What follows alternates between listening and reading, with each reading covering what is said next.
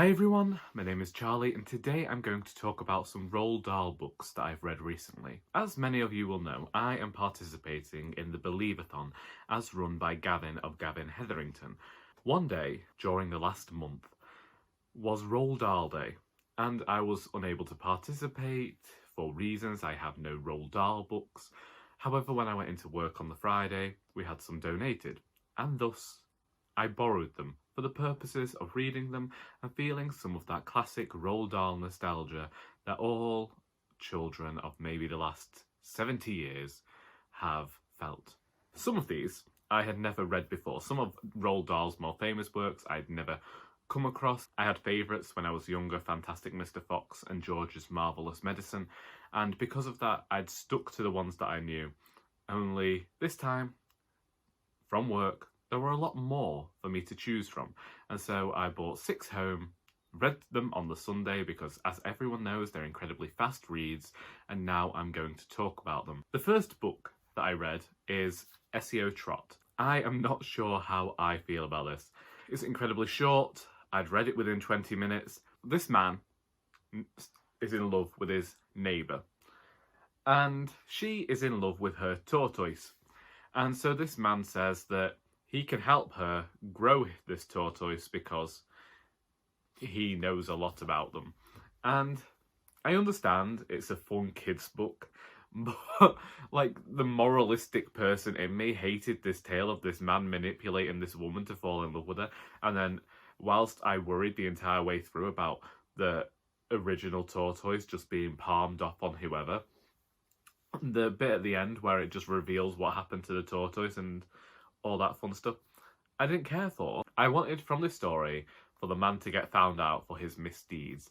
And I know Roald Dahl writes about these weirdos quite often, but to me it felt like the villain won. And so because of that, not really the biggest fan of it. And I know I'm not looking at it from a child's perspective here, but I know that even as a child I probably had morals and would have hated it, so there's that. Next, I read The Magic Finger. This one, I remember in year 6, I got told off because I never used to read with my mother. It was always silent reading on my own from about the age of 6 onwards. We didn't read together. It wasn't because my mum wasn't interested, but you know, I could read and I could do it by myself. So what was the point in having to read to my parent? Well, apparently the school thought there was a lot. And they wanted me to read one book to my mum. And so I chose the smallest one because I knew I only had one chance in which to read this book. And so I read the entirety of The Magic Finger to my mother when I was 10 years old one evening. Did she listen to me? Did she act as like she was watching Emmerdale? This girl doesn't like the fact that her friend and his parents go out and they kill ducks. And so she gets mad and through the power of her magic finger, she turns them into ducks. She makes them into duck-sized people themselves who can fly. I remember as a child completely adoring this book, simply because of the fact that the magic finger reminded me of Sabrina the Teenage Witch and the way that Melissa Joan Hart would just go around, point a finger at somebody, zap them into whatever. I actually liked this one. I liked what it said about hunting. I liked the message behind it of thinking about our actions before we commit them just because they feel good. This one was actually on the opposite spectrum. I never thought somebody who wrote this would write this. Next, I read The Giraffe, the Pelly and Me. Not gonna lie, never come across this book before. I envisaged this book as an illustrated large form book, and it's not. So I'm not sure what I was thinking about. I vividly remember coloured illustrations, so I don't know whether that ever existed. I was pleasantly surprised with this book. This young boy wants to open a sweet shop. He has the building that he wants to open it in because it's where a former sweet shop was. But one day he goes and he discovers the Giraffe, the Pelly, and this monkey. They have renovated the place as a window cleaners. And one day they get tasked with cleaning this very large house. It's a fun little narrative. Again, only took me 20 minutes to read, and I immediately couldn't wait to get the chance to share it with my nephew. This tale of the ladderless window company going, and it has elements of magic and adventure, and It has animals and rhyme, and for such a short book, it packed in a lot, and it was funny and a bit heartwarming at times, and definitely gave me the Christmas sort of feeling. Not in the way of nostalgia, but you know what I mean, when the BBC will sometimes air little films that are maybe only an hour long, and I could easily see this translated as one of those. Next, I read George's Marvellous Medicine. And again, I have a lot of nostalgia for this book. I adored it when I was younger.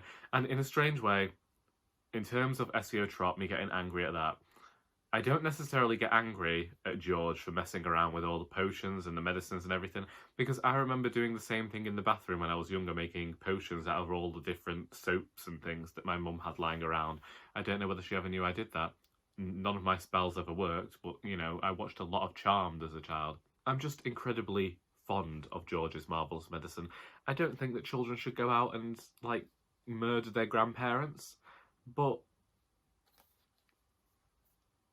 it's still fun. Next, I read Fantastic Mr. Fox, and again, a lot of nostalgia. This one was my favourite when I was younger. This is obviously the tale of Fantastic Mr. Fox on the run from Boggis Bunsen Bean. I've read it and reread it a lot. I tried to read it to my nephew when he was a bit younger, and I don't think he was at the age for it because he was on the side of the farmers. But I just really adore this one, and unlike a lot of people, I like the film as well. With all of Roald Dahl, I think that he just captured that essence of the fun of being a child, and he makes up words, and there is this simplicity to it, but also very adult at the same time. He doesn't simplify anything for the child, but the language is fun and innovative. I really like the way he goes about writing these books. This one is still definitely a favourite. And finally, for the first time ever, I read the BFG, and this ended up being my favourite. It just completely demolished all of these. It is about, we all know the story, young girl called Sophie gets awoken by a giant and taken off to the land of these giants, and the other giants, unlike the big friendly giant, eat children and eat people, and they have some of the worst names and villainous names. And whilst I was reading this, strangely enough, I kept thinking of links to Harry Potter, and that has enhanced both of the books for me. I couldn't help but see J.K. Rowling as being influenced by Roald Dahl in some way.